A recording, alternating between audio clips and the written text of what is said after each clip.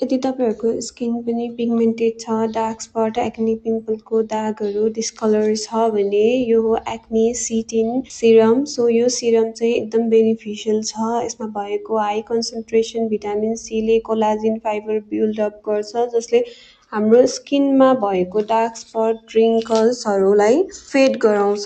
So तपाईले यो use गर्दाखेरि चाहिँ डाइरेक्ट पम्पबाट चाहिँ कहिले पनि फेसमा युज नगर्नु। आफ्नो ह्यान्डमा 3-4 ड्रप लिएर अनि आफ्नो डार्क स्पटहरू जता जता छ त्यो एरियामा मात्र 2 फिङ्गरले मसाज गर्दै अप्लाई गर्नु।